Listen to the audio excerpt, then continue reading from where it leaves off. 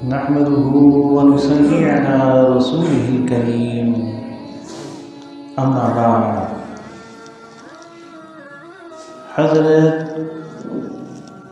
عثمان رضی اللہ عنہ کے آزاد کردہ غلام روایت کرتے ہیں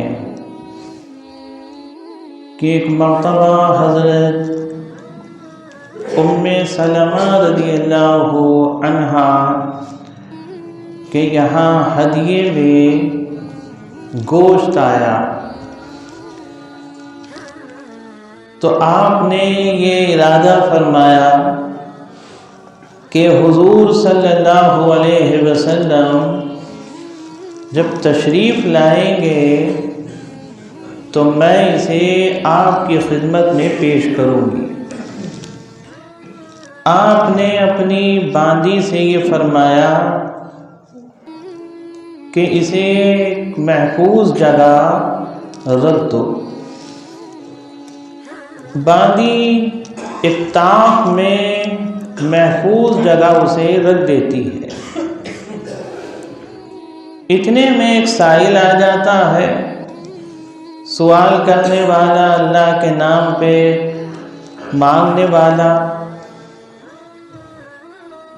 تو جیسا کہ ایک طریقہ ہے کہ اگر موقع نہیں ہے کچھ دینے کا تو یہ کہہ دیا جاتا ہے کہ بابا معاف کیجیے یا اللہ آپ کو برکت دے۔ تو عرب کا یہ طریقہ تھا کہ جب یہ ارادہ ہوتا تھا کہ اس وقت کچھ نہیں ہے، نہیں دے سکتے، تو یہ کہہ دیا کرتے تھے کہ اللہ آپ کو برکت دے۔ مطلب یہ ہوتا تھا کہ اس وقت موقع نہیں ہے کچھ دینے کا۔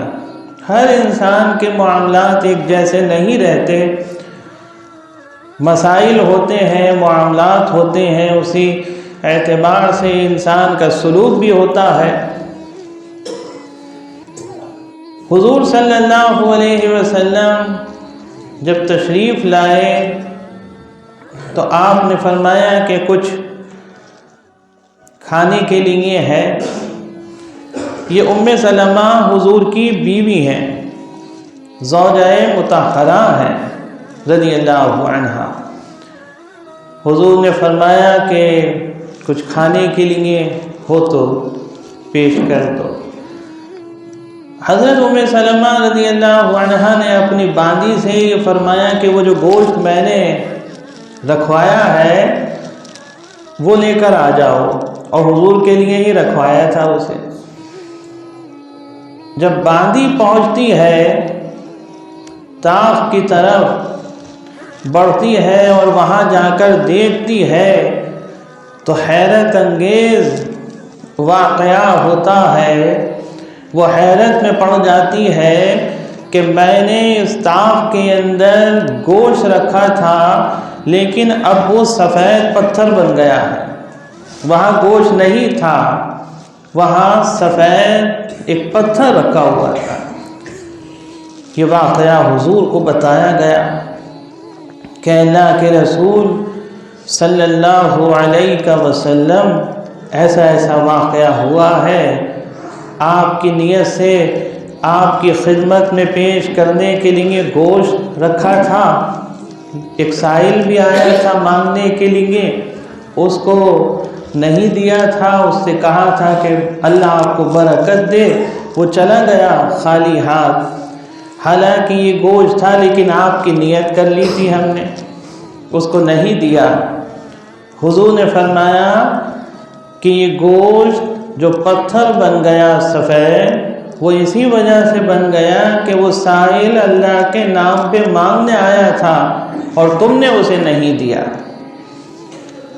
تو یہ جو معاملہ تھا یہ حضور صلی اللہ علیہ وسلم کی شخصیت کے اعتبار سے، آپ کے مرتبے کے اعتبار سے، آپ کی سخاوت کے اعتبار سے، کیونکہ وہ ذات گرامی کہ جو خود فاقہ کر لے، وہ ذات گرامی کہ جو خود فاقہ کر لے اور دروازے پہ آئے ہوئے سائل کو محروم نہ جانے دے، تو وہ ذات گرامی کیسے برداشت کر سکتی ہے کہ کوئی اللہ کے نام پہ مانگنے کے لیے آیا ہو اور اس کے لیے گوشت محفوظ کر کے رکھ دیا گیا ہو؟ تو حضور خود بھی اس بات کو پسند نہیں فرماتے تھے۔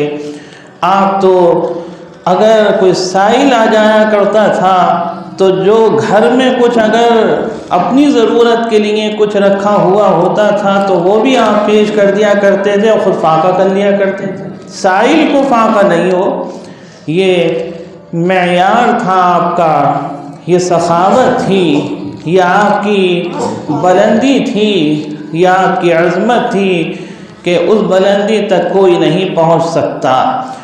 دوسری بات کہ سائل بھی اس وقت کے سائل ہی ہوا کرتے تھے، سائل بھی وہی ہوتے تھے کہ جو واقعی میں مستحق ہوتے تھے، کیونکہ وہ حدیث بھی یاد کر لیجیے، ایک حدیث سے فیصلہ نہیں کیا جا سکتا، ایک حدیث سے مسئلہ نہیں پیش کیا جا سکتا۔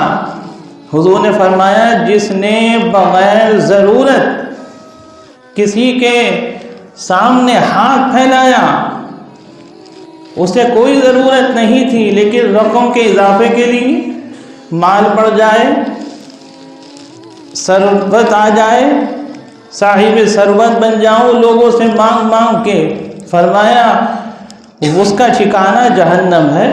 اور ایک حدیث میں فرمایا کہ قیامت کے دن ان کے چہروں پر گوشت نہیں ہوگا، گوشت نہیں ہوگا، ان کی یہ پہچان ہوگی، لوگ دیکھ کر پہچان لیں گے کہ یہ وہ لوگ ہیں کہ جو دنیا میں بلا ضرورت لوگوں سے مانگتے تھے۔ آج افسوس ہے کہ جو مستحق ہیں ان کی پہچان نہیں ہو پاتی، خلط ملط معاملہ ہو گیا ہے۔ جو ضرورت مند ہیں ان تک تعاون نہیں پہنچتا، جو ضرورت مند ہیں ان کی امداد نہیں ہوتی، جو ضرورت مند ہیں ان تک لوگوں کی مدد نہیں پہنچتی، ہمدردی نہیں پہنچتی، اور جو صاحب ضرورت ہے، جو مستحق ہے، وہ اس انداز سے آتا بھی نہیں ہے، وہ اس انداز سے آتا بھی نہیں ہے، اور جب آئے گا بہت ہی مجبوری ہوگی تو شاید وہ کسی کے سامنے اس انداز سے سوال کر لے تو واقعی میں وہ اس وقت مستحق ہے، اس کی ضرورت لے کر آئی ہے۔ وہ انتظار کرتے کرتے تھک گیا، وہ انتظار میں تھا کہ کوئی اللہ کا بندہ اس تک تعاون پہنچا دے، مگر لوگ تحقیق نہیں کرتے۔ تحقیق کیجئے ہمارے محلے میں کون ضرورت مند ہے، تحقیق کیجئے ہمارے پڑوس میں کوئی بھوکا تو نہیں سو رہا ہے۔ فرمایا وہ مومن نہیں ہو سکتا کہ جس کا پڑوسی فاقے سے سو جائے، بھوکا سو جائے، اور وہ پیٹ بھر کر غذا حاصل کر کے سو جائے۔ فرمایا وہ مومن نہیں ہو سکتا کہ اس نے خود تو کھا لیا لیکن اپنے پڑوسی کی فکر نہیں کری۔ فرمایا کہ سالن کو بڑھا دیا کرو، شوربہ بڑھا دیا کرو، فرمایا ہو سکتا ہے کہ پڑوسی بھوکا ہو اور اس کی مدد ہو جائے، یا کوئی آئے اللہ کے نام کے اوپر تو اس کی مدد ہو جائے۔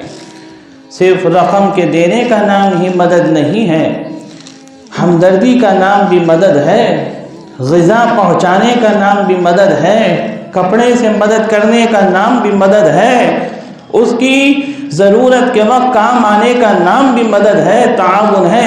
تعاون کی الگ الگ شکلیں ہیں، تو ہمیں اس بات کا خیال رکھنا ہے کہ ہمارے پڑوس میں تو کوئی ضرورت مند نہیں ہے، ہمارے محلے میں تو کوئی ضرورت مند نہیں ہے، ہمارے عزیز و اقارب میں، رشتہ داروں میں تو کوئی ضرورت مند نہیں ہے۔ پھر اس سے آگے بڑھیے، اگر یہاں بھی نظر نہیں آئے تو پڑوس کے محلے میں دیکھیے، اس سے آگے بڑھیے، تو اس انداز سے مدد ہوتی ہے۔ ہر محلے والے اگر اس بات کا خیال رکھ لیں تو محلے کی طرف سے ان غربا کی خود بخود مدد ہوتی رہے گی۔ یہی زکوٰۃ کا نظام ہے۔ زکوٰۃ کا نظام بھی اسی لیے رکھا ہے، اگر صحیح طریقے سے مسلمان زکوٰۃ ادا کرنے لگیں تو غربت دور ہو جائے گی، بہت لوگوں کی مدد ہوگی اور لوگوں کو راحت اور سکون میسر ہوگا، کتنے لوگوں کی ضرورتیں پوری ہو جائیں گی اور اتنے سائل بھی نہیں پیدا ہوں گے۔ یہ سائل یوں ہی پیدا ہو رہے ہیں، یہ ضرورت مند یوں ہی بڑھ رہے ہیں کہ ان تک رقم نہیں پہنچتی، تعاون نہیں پہنچتا۔ یہی زکوٰۃ کا نظام ہے، یہی صدقات و خیرات کا۔ اب سال میں کسی نے ادا کر دی، اب پورا سال ہے تو اللہ تعالیٰ نے کون نظام رکھ دیا؟ فرمایا صدقہ ادا کرتے رہو۔ فرمایا روزانہ صبح کو جب اٹھتے ہو تو ہر جوڑ پہ ایک صدقہ واجب ہوتا ہے۔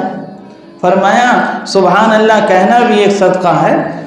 فرمایا کسی کی مدد کرنا بھی ایک صدقہ ہے، اور فرمایا جس نے چاش کی نماز ادا کر لی اس کے جسم کے ہر جوڑ کے صدقے ادا ہو گئے۔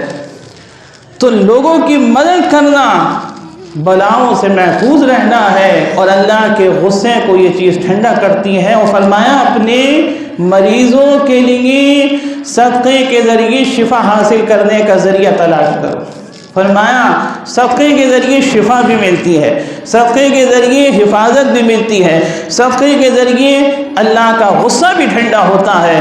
تو زکوٰۃ ادا کر دی سال میں ایک بار، لیکن ابھی پورے سال کا نظام بھی اللہ نے رکھا ہے کہ غریب ضرورت مند جو ہے اس کو پریشانی نہ ہو، لوگ اس طرح بھی تھوڑی تھوڑی رقم دیتے رہیں، لوگ اس طرح بھی تھوڑی تھوڑی رقم دیتے رہیں، اور غرباء کی، یتیموں کی، مسکینوں کی مدد کرتے رہیں۔ اس لیے محنت کرنا پڑے گی، پہلے کوشش کریے، تحقیق کریے، آس پاس دیکھیے، محلے میں دیکھیے، پڑوس میں دیکھیے، رشتہ داروں میں دیکھیے، پھر اس سے آگے دیکھیے۔ محنت تو کرنا پڑے گی، لیکن جن لوگوں کو اللہ نے نوازا ہے انہیں لوگوں کی مدد کرنا ہے، کیونکہ اللہ نے ان کے ہی نصیبوں سے آپ کو دیا ہے۔ ہم سمجھتے ہیں یہ سب ہماری محنت ہے، نہیں، اس میں نہ جانے کتنے لوگوں کا حصہ شامل ہے، ہمارے اپنے گھر والوں کا بھی ہے، اہل و عیال کا بھی ہے، پڑوسی کا بھی ہے، محلے والوں کا بھی ہے، عزیز و اقارب کا بھی ہے، غرباء کا بھی ہے، نہ جانے کتنے لوگوں کے نصیب جڑے ہوئے ہیں جو اللہ نے آپ کو دیا ہے،